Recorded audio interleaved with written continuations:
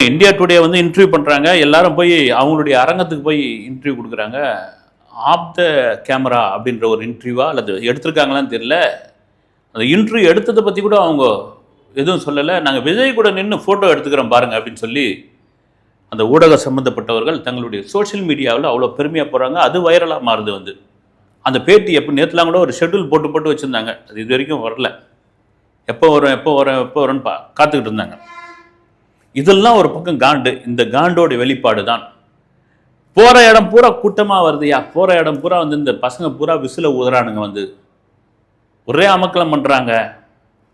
இது சும்மா வேடிக்கை பார்க்க வந்த கூட்டம். இது பவுடர் பூசினவங்களை வந்து பார்க்கறதுக்காக வந்த கூட்டம் அப்படின்னு ஆரம்பத்தில் இவங்க நினைச்சாங்க. அது அப்படியே உல்டாவாக மாறி போச்சு.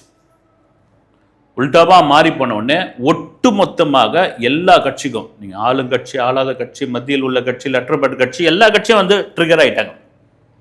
இதெல்லாம் மீது இந்த கூட்டணி விவகாரம் போகிற வரைக்கும் அப்படின்னு அசுகாரத்துக்கிட்டே இருந்தாங்க. வந்து கூட்டணி என்ன பேசலாம், ஏது விஜய் நம்ம பக்கம் வந்துடுவார், விஜய் நமக்கு ஆதரவு கொடுப்பார், இப்படிலாம் சொல்லியிருக்கும்போது எங்க நாங்கள் தனியாக தாங்க நிற்க போகிறோம். தாவேக்காவில் எங்கள் கணக்குப்படி பார்த்தீங்கன்னா 35% எங்களுக்கான வாக்கு இருக்குது. பொதுவான ஊடகங்கள், பொதுவான தனியார் அமைப்புகள் எடுக்கிறதுல வந்து 21% விஜய்க்கு இருக்குது. இந்த 21% தான் இந்த நபர் யார் ஓட்டப்பா பிடுங்குவாரு. இந்த பக்கம் டிஎம்கே ஓட்டை வந்து பிடுங்குவாரா, அதிமுக ஓட்டை பிடுங்குவாரா, பிஜேபி ஓட்டை பிடுங்குவாரா, என்னையா இப்படி வந்து நடாந்திரமா வந்து இப்படி நின்றுட்டு நம்மளை போட்டு இம்சை பண்ணிட்டு இருக்காப்ல. 4 முனை போட்டி உறுதியாகி போச்சு. அதெல்லாம் மீறி டிவிகேவினர் விஜய் நாங்கள் தான் ஆட்சி அமைப்போம், நாங்கள் தான் பெரும்பான்மையான இடங்களுக்கு வருவோம்னு ஒரு உறுதியாக இருக்காங்க. சேலத்துலேயும் அதுதான் வந்து ஒரு பேச்சாக பேசினாங்க.